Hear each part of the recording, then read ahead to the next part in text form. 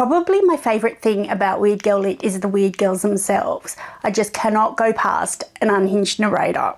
I love watching them spiral, I love watching them make bad decisions and just generally fuck shit up. It's cathartic and it's vindicating because, like, clearly I'm not that bad. I've never even thought about eating someone else's eyeballs.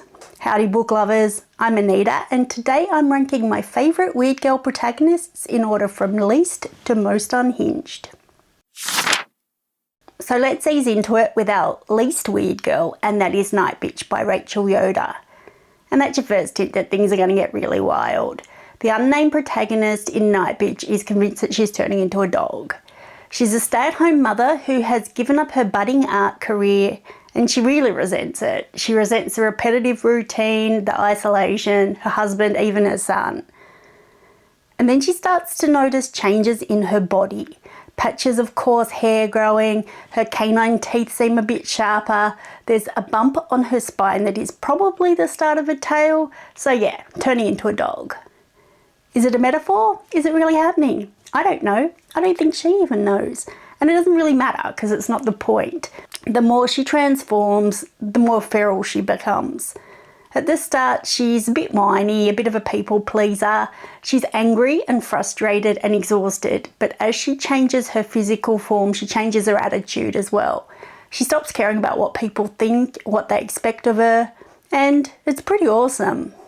Being a dog's awesome, and she just embraces it. But yeah, compared to the rest of this list, she's pretty normal, mostly in touch with reality. Sure, things get weird, but she's relatable. We can see why she does what she does and why she is what she is. So number 9 is Eileen by Ottessa Moshfegh. And I mean, the premise for Eileen, it isn't as weird as Nightbitch for sure, but Eileen herself is pretty weird. Eileen is a 24-year-old woman living in a small town in the 1960s. She works at a juvenile detention centre and she spends most of her time caring for her alcoholic father, who is pretty mean to her. Her life is bleak and she spends most of her time dreaming about how she wants to escape it. Not that much happens in this book. Eileen gets obsessed with this woman, Rebecca, who starts working at the prison, and that obsession is kind of what moves the story along. But mainly you're just stuck there in Eileen's head, and it's not a comfortable place to be. Eileen's lonely, she's insecure, she's critical of herself and everyone else around her.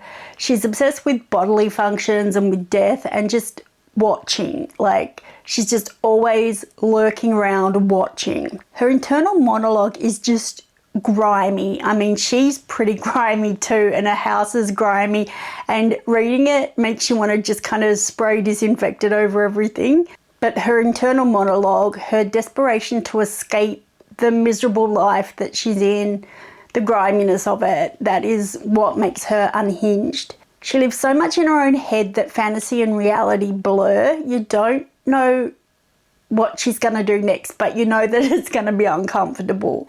And I mean, you can understand why she is the way that she is, but it's not as straightforward as in Nightbitch. Eileen's situation, her personality, it's all more complex. So she's unhinged in a way that is more complex as well. And that's why I've put her at number 9. Then at number 8, we've got Samantha from Bunny by Mona Awad. I mean, honestly, everyone in Bunny is a little bit unhinged, but Samantha's the main character, so let's talk about her. Anyway, Samantha is a scholarship student in an elite creative writing program. She doesn't fit in with her classmates, who are this hyper-feminine clique who call each other Bunny. Then they invite her to one of their gatherings and things get pretty weird from there. Samantha likes to think of herself as an outsider, that she's more authentic than the bunnies, more intelligent, more profound. But really, she's only being all judgy because she wants to belong. And as she immerses herself in the world of the bunnies, she loses her grip on reality. I mean, she's never had a great grip on reality, but she loses it completely. With Samantha, you never know what's real. You don't know if she's making something up or if Mona Awad's making it up or if you should just take it at face value. So you just kind of go with it. I've put Samantha at number 8 because a lot of the weirdness in Bunny comes from the surrealism rather than from Samantha herself. In a lot of ways, Samantha is pretty basic. She's a real not like other girls girl. And honestly, if Bunny wasn't satire, Samantha would be totally insufferable. But I do think the overall weirdness of Bunny and her part in it means Samantha deserves that number 8 spot on this list. At number 7, we've got Joan from Animal by Lisa Taddeo. So Joan's been sleeping with her married boss, who she kind of despises. She's out on a date with this other guy when her boss comes into the restaurant and shoots himself in front of her. So Joan decides to move to California. Not that much happens in this book. Again, it's mainly a character study of Joan. She's narrating the book to this unnamed you, telling the story of her life and jumping between the present day in California to different points in Joan's life. She's unforgiving in her narration, not just of other people, but of herself as well. Well, mostly of herself, really. She never tries to excuse any of her bad behaviour or bad decisions, and there has been a lot of bad behaviour and bad decisions. She can be selfish and cruel, but because she completely owns it, you can't help but respect her for it a bit. She's always used sex as a weapon, like she was sort of taught to use sex as a weapon from her childhood. And it's a weapon that's kind of hurt her as much as it's hurt anyone else around her. And she's angry about it. And she's angry about the men in her life and the power dynamics in her life and just everything. And that anger motivates all of her decisions. But she's also capable of extreme empathy as well. And mostly empathy toward the female characters in the book, which I feel makes her a bit more redeemable, if that makes sense. I only finished reading Animal yesterday, so I'm still processing it a bit, and honestly, the more I think about it, the less unhinged Joan seems. She kind of just wants to be loved, but she keeps getting in her own way. But yeah, no, I'm remembering some of the stuff, and she is pretty messed up, yeah. Anyway, it is a great book, a great character, and a great big hot mess. So number 6 is Abby from Motherthing by Ainsley Hogarth. And Abby, she's got mummy issues. The book starts with her mother-in-law committing suicide, and that kind of sets her off. I mean, the issues were already there, but before this, Abby was more or less functional. So her husband's pretty depressed about his mother's death, and Abby just really wants to fix him. She's pretty sure that her dead mother-in-law is still hanging around the house, and that her dead mother-in-law is trying to wreck her marriage. But is she though? Is she a ghost, or is Abby just not okay? Abby works in this old people's home, and she's fixated on one particular resident, thinks of her as a mother figure. The resident's daughter is pretty freaked out by Abby and decides to move her mother to a different facility, and Abby really does not take that well. Abby's got good intentions. Everything she does comes from a place of love, but it also comes from a place of crazy. She has this old cookbook that she uses sort of like a horoscope to tell her what to do next, because she sort of doesn't have that mother figure. She doesn't have anyone to guide her. And she's convinced that if she just follows the right recipe in this recipe book, that she can fix everything, that everything will be okay. But honestly, taking life advice from a cookbook, it isn't even one of her worst decisions. Abby does believe that she's making rational decisions though, and that is why I've put her at number 6. Halfway? What? Okay, and in 5th place, we have Jiwon from The Eyes Are the Best Part by Monica Kim. So Jiwon's father leaves, and her mother starts dating this creepy-ass white dude who fetishizes Asian women, even Jiwon's teenage sister. Jiwon gets obsessed with this dude's eyes and with blue eyes in general. And how delicious that'd be. Anyway, what I like about Jiwon is that we're there with her from the start. Like, at first she's pretty normal. She's a normal college student. She has normal relationships with the people around her. She's grieving. She's frustrated with the family. She's carrying around all this anger that she has no outlet for. And we go along with her as that anger slowly mutates into obsession. We're with her through every moment, every choice, as things get more and more off kilter, until by the time you get to the really messed up stuff, it makes perfect sense. It's logical, it's justifiable. You can't see how it could have gone any other way. And honestly, you're just kind of cheering Jiwon on. Go girl. That is the first time in my life I've said that, and I am so sorry.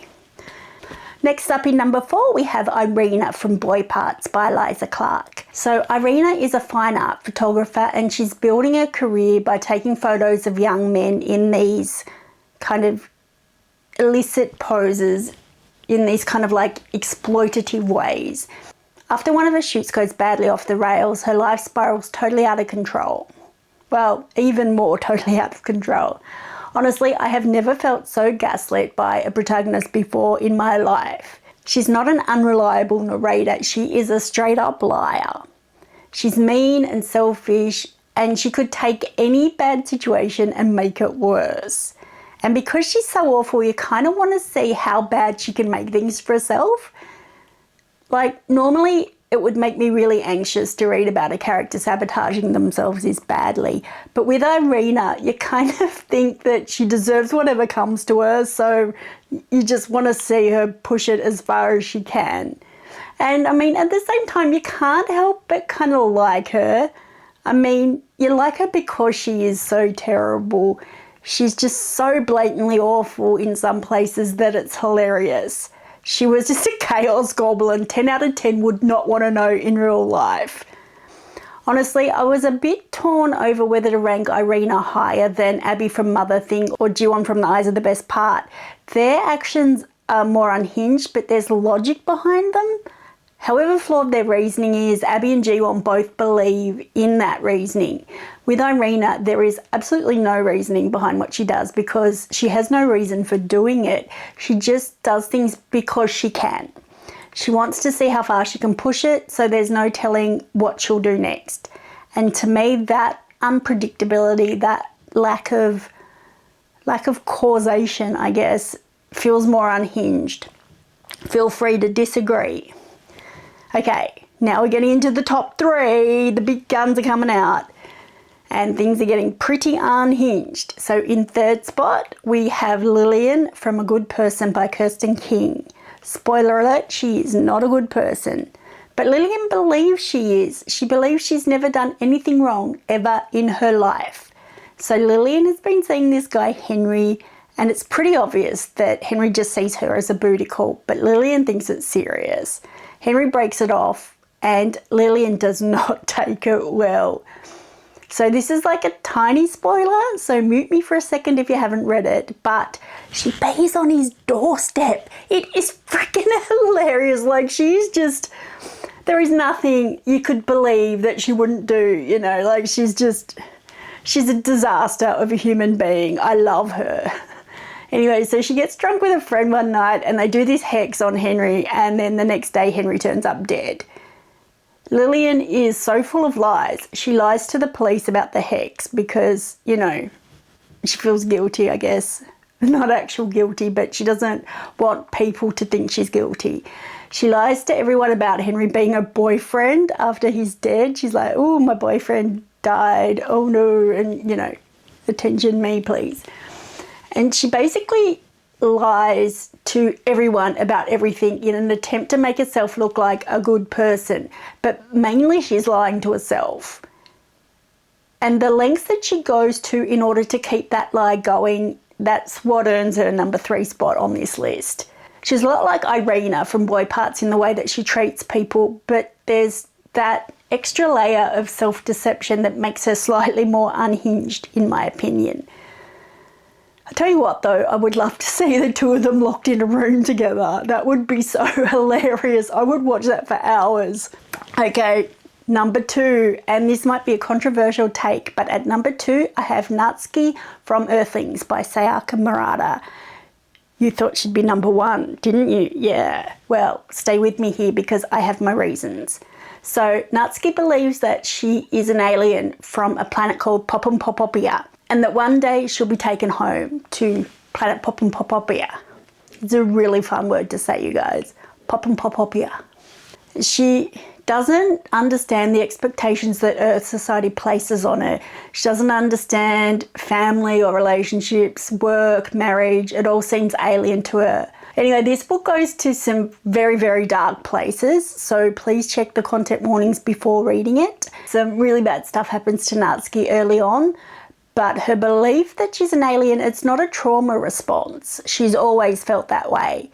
Some of the bad stuff actually happens because she feels so different, so alienated from other people, and then it kind of becomes this feedback loop. Because she's different, she's treated badly, then because she's treated badly, she feels more and more different. She starts off as this kind of weird kid, and the feelings of disconnect just compound until she grows into this completely unhinged woman. As shocking as this book gets, you can still understand Natsuki. You can relate to her. Maybe not right at the very end, if you know, you know. But yeah, for most of the book, Natsuki just reads as misunderstood, as an outsider.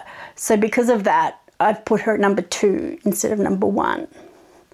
Before I get to number 1, I kind of want to talk about a few books that you might have expected to see on this list, but I deliberately left out. Firstly, The Vegetarian by Han Kang. I mean, we're never in Jungi's point of view, for one thing, so I feel like you can't call her an unhinged narrator because she's not a narrator. And honestly, I feel like it's the people around her who are unhinged. It's not her. Their reactions to her not wanting to eat meat, to her not submitting to what they expect from her, to her not letting them control her, that is what is unhinged in that book. Another one I left off is We've Always Lived in the Castle by Shirley Jackson. People always talk about how unhinged Mary Cat is and how she's the villain of the book, but I honestly couldn't disagree more. There is nothing weird about wanting to live a quiet life in a house with your sister where nobody bothers you. I just feel sad for her that she had to go into the village with all the awful people and she just couldn't order Uber Eats instead. Okay, and finally, Drive Your Plough Over the Bones of the Dead. Janina was eccentric, sure. She has zero fucks to give about what people think of her, but why is that a bad thing? Like, I spent most of the novel agreeing with her, and then when the twist came at the end, I felt even more like she was right. Does that mean that she's not unhinged or that I am? Okay, so now we come to it. Number 1, the most unhinged weird girl is Maeve Fly by CJ Lead. So Maeve works as the Ice Princess Elsa at Disneyland. Never actually says Disneyland, but you know that it is. I think it's just legal reasons. She loves her job. She loves working at Disneyland. She loves LA. She loves the fakeness of it all. Outside of work, outside of being a Disney princess, Maeve has a dark side. And she just completely leans into it. There is no internal conflict, no trying to be normal, no apologising for herself. There is no fighting her dark impulses. She knows she'll get away with whatever she does because she's young and beautiful and her grandmother was this old Hollywood starlet. Don't get me wrong, she is awful. She's basically if Regina George had homicidal tendencies. But it's kind of refreshing to read a female character who is this violent and messed up without the novel constantly trying to redeem her. She just genuinely enjoys being unhinged, and that's what puts her at number 1 for me. There's no reason for her to be that way except that she wants to. She even acknowledges this at one point. She says something about how there's no tragic backstory, how she's just violent for the fun of it, and how men don't need a reason, so why should she? She sort of parallels herself to Patrick Bateman from American Psycho a lot. She doesn't listen to Huey Lewis though, she listens to Halloween songs all the time. It's a fun book, it's just a good time. This isn't my favourite book on the list, and Maeve isn't my favourite character on this list, but in terms of unhinged, she has to be at the top. Before I wrap up, I just want to mention Jawbone by Monica Ojeda. I probably said that wrong. I'm only about a third of the way into it, and I don't know how unhinged it's going to get yet, but I suspect that the answer will be very. I'm having a bit of trouble getting into it, to be honest, so if you've read it, could you let me know if it's worth pushing on? Because I have it on Libby and it's almost expired, so yeah, should I renew? Let me know. Anywho, those are my favourite unhinged protagonists. I honestly cannot get enough of them, so expect more videos like this in the future. And if that is something you would like to see, obviously you should subscribe. And you know, like the video and comment to let me know who I've missed out from this list. Who I've put in the wrong spot. Any other thoughts you might have? What did you have for lunch? I had Vietnamese and it was delightful. Otherwise, happy reading, stay weird, and I'll see you next time. Yummy, yummy, yummy eyes, yummy eyes. Yum, yum, yum. Crunch, crunch, crunch. Yummy eyes, yum, yum, yum.